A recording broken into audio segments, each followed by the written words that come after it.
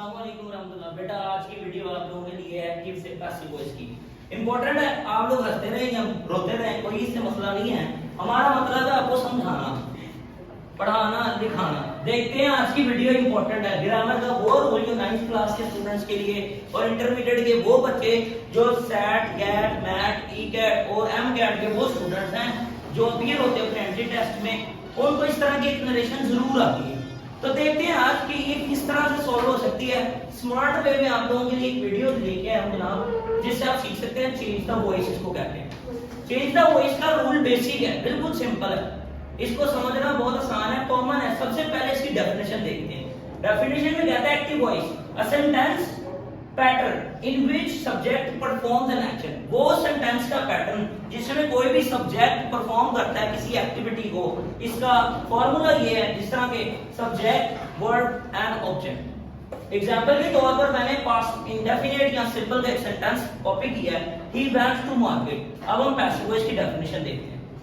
A sentence in which subject receives an action, एक ऐसा sentence pattern जिसमें subject किसी भी एक्शन को परफॉर्म नहीं करता बल्कि रिसीव करता है थर्ड पर्सन बन के।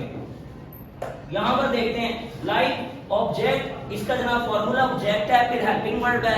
Helping verb is very important in passive sentences because it differentiates either it is a perfect, past and future. Okay, तो इस चीज का ख्याल रखना जरा। ऑब्जेक्ट के बाद हेल्पिंग वर्ब, वर्ब की थर्ड फॉर्म बाय और सब्जेक्ट। सब्जेक्ट को चूंकि हम एक ऑब्जेक्ट की प्लेसमेंट में लाए हैं तो ऑब्जेक्ट से पहले प्रेपोजिशन का होना बहुत इंपॉर्टेंट रूल है। अगर आप ऑब्जेक्ट के पहले प्रेपोजिशन नहीं लगाएंगे it will be wrong. Okay, now example है ही वेंट टू मार्केट, इसका एक्टिव वॉइस है, नीचे पैसिव देखेंगे। टू मार्केट ऑब्जेक्ट है, उसको ऑब्जेक्ट की प्लेस में लिखेंगे। ऑब्जेक्ट के साथ जो से प्रेपोजिशंस होते हैं वो आपने भी में बेटा मेरे मुंह से ज्यादा कैमरा करो प्लीज, पीछे करो। Continue the video, no problem at all, लेकिन प्लीज आप फोकस सही होना चाहिए ताकि समझने वाले को बहुत अच्छे नाम समझ आ जाए, ठीक है ना। प्लीज टू मार्केट, अब हमारा टेंस कौन सा है? पास्ट का सिंपल है।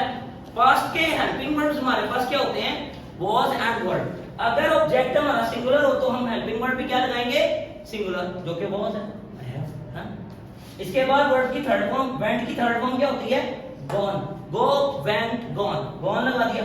बाय हिम, ही की थर्ड फॉर्म क्या होती है? हिम, वो हमने यहां पर प्लेस कर दिया। यहां तक अगर नहीं भी समझ आई, no problem, place with me here, I have something for you now in the next page. Example and with solutions, ठीक है।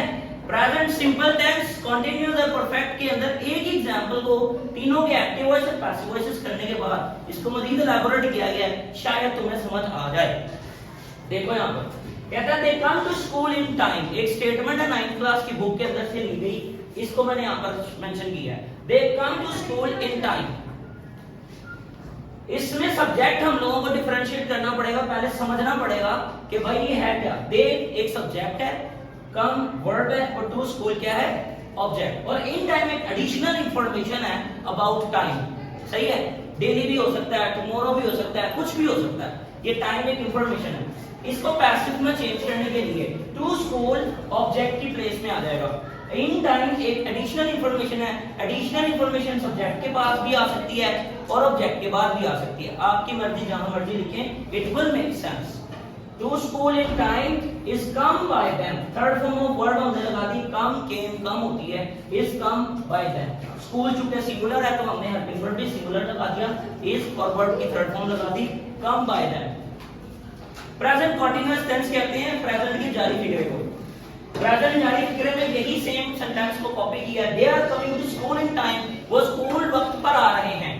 To school in time is being come by them. यहां पर सिर्फ ये फर्क है कि आपने हेल्पिंग वर्ब कंटीन्यूअस का कंटीन्यूअस में पैसिव वॉइस होता है।